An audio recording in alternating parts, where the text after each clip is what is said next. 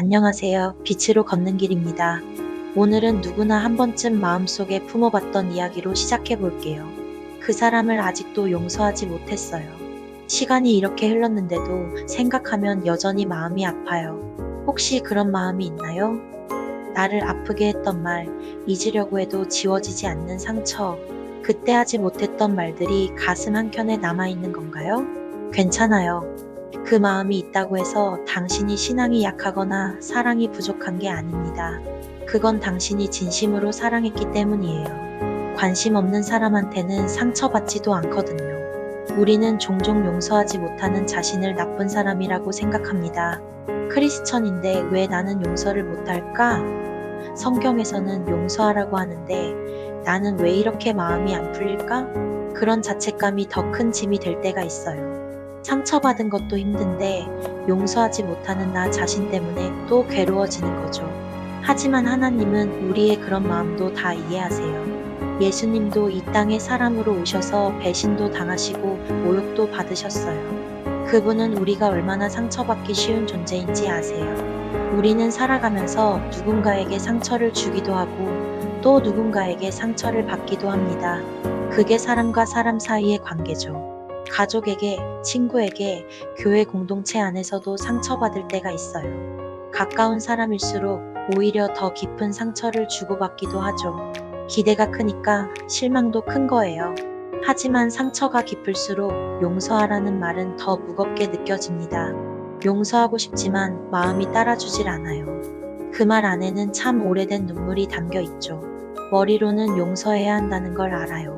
성경에도 나오고 목사님도 그렇게 말씀하시고 하지만 가슴이 아직 준비가 안 된 거예요. 그 간격이 참 괴롭죠. 그런데요, 하나님은 우리가 상처 속에서 억지로 용서하길 원하시지 않습니다. 아직 아픈데 괜찮은 척하라고 하시지 않아요. 하나님은 이렇게 말씀하십니다. 에베소서 4장 32절 말씀이에요. 서로 친절하게 하며 불쌍히 여기며 서로 용서하기를 하나님이 그리스도 안에서 너희를 용서하심과 같이 하라. 이 말씀은 너무 힘들겠지만 참아라는 명령이 아니라 너도 용서받은 사람이라는 걸 기억해라는 위로의 말씀이에요. 생각해보세요. 우리도 하나님께 얼마나 많은 죄를 지었나요? 하나님을 의지하지 않고 내 힘으로 살려고 했던 날들, 하나님의 음성을 외면했던 순간들, 다른 것들에게 마음을 빼앗겼던 시간들. 그런데 하나님은 우리를 버리지 않으셨어요. 우리가 돌아오기를 기다리시고 우리를 용서하셨어요. 그 용서를 먼저 받은 우리가 이제는 다른 사람을 용서할 수 있는 힘을 받는 거예요. 예수님은 십자가 위에서도 이 말씀을 하셨습니다. 누가복음 23장 34절 말씀이에요. 아버지, 저들을 사하여 주옵소서. 자기들이 하는 것을 알지 못함이니이다. 그분은 고통 속에서도 자신을 괴롭힌 사람들을 위해 기도하셨습니다. 십자가에 못 박히시면서도 침 뱉고 조롱하는 사람들을 보면서도 용서를 구하셨어요. 그건 우리에게 완벽하게 용서하라는 요구가 아니라 용서의 마음은 기도에서 시작된다는 사랑의 모범이었어요. 예수님도 아프셨어요. 고통스러우셨어요. 하지만 그 고통 속에서도 하나님 아버지께 그들을 맡겼어요. 제가 용서하겠습니다가 아니라 아버지, 저들을 용서해 주세요 라고 기도하신 거예요. 우리도 그렇게 할 수 있어요. 내 힘으로 용서하려고 하지 말고 하나님께 맡기는 거예요. 혹시 지금 용서하지 못한 사람의 얼굴이 떠오르나요? 그 사람을 떠올리기만 해도 가슴이 답답하고 눈물이 차오르나요? 배우자일 수도 있어요. 오랜 세월 함께 살면서 쌓인 서운함들, 이해받지 못했던 순간들, 자녀일 수도 있어요. 내가 이렇게 키웠는데 왜 나를 이해해주지 않을까 하는 섭섭함, 형제 자매일 수도 있고 친구일 수도 있어요. 교회 안에서 받은 상처일 수도 있죠. 믿었던 사람에게 배신당한 아픔일 수도 있고요.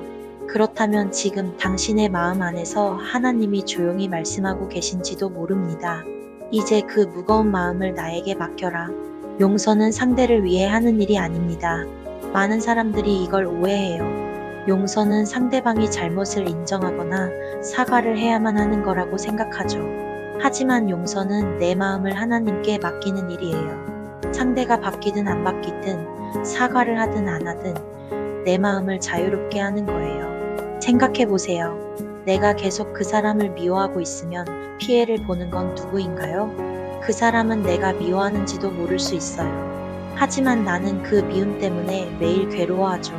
용서는 그 사람을 풀어주는 게 아니라 나를 풀어주는 거예요. 그 상처에 묶여있던 내 마음을 자유롭게 하는 거예요.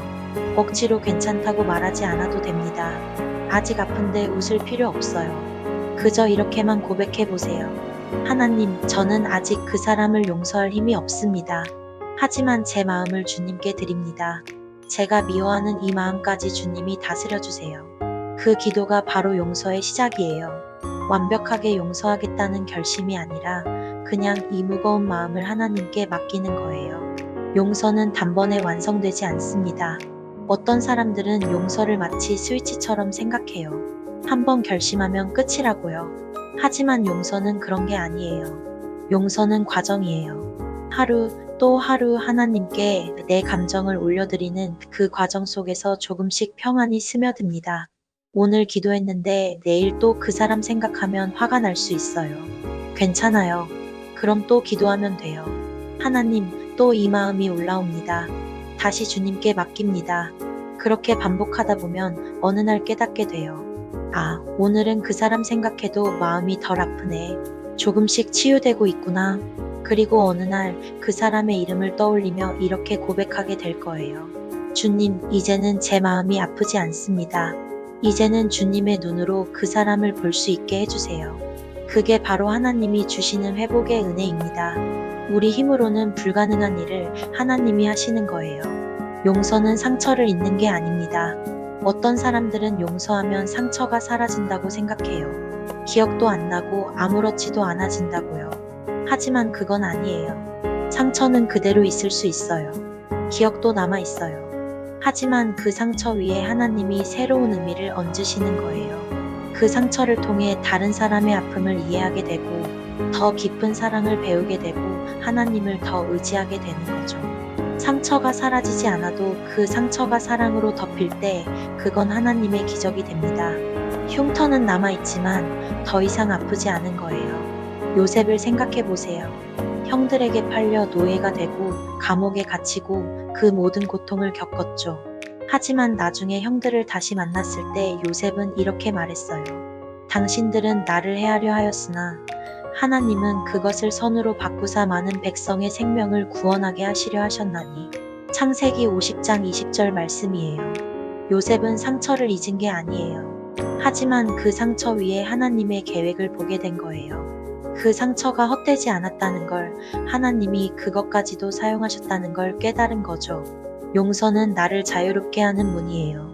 그 문을 열면 내 안에 쌓였던 분노와 슬픔이 흘러가고 대신 하나님의 평안이 들어옵니다. 미움은 감옥이에요. 내가 그 사람을 가두는 것 같지만 사실은 나 자신을 가두는 거예요. 그 미움 때문에 내가 자유롭지 못한 거죠. 하지만 용서는 그 감옥 문을 여는 열쇠예요. 내가 먼저 그 문을 열고 나가는 거예요. 상대방을 풀어주는 게 아니라 나를 풀어주는 거예요. 오늘 당신의 마음 안에 누군가를 향한 미움이나 서운함이 있다면 하나님께 그 마음을 맡겨보세요. 그 사람을 바꾸는 게 아니라 하나님이 내 마음을 바꾸시도록 기도하는 거예요. 그 사람이 사과할 때까지 기다리지 마세요. 그럼 평생 기다려야 할 수도 있어요. 하나님, 제가 미워했던 그 사람도 주님의 자녀임을 기억하게 해주세요. 그리고 제 마음에 주님의 사랑을 채워주세요. 그 고백이 들려질 때 하나님은 당신의 마음에 새 생명을 불어넣으실 거예요. 생각해 보세요. 그 사람도 완벽하지 않은 사람이에요. 나처럼 실수하고 나처럼 약한 사람이에요. 그 사람도 누군가에게 상처받았을 거예요. 그래서 나에게 상처를 준 거일 수도 있죠. 그렇게 생각하면 조금 이해가 되기 시작해요. 용서가 조금 쉬워져요.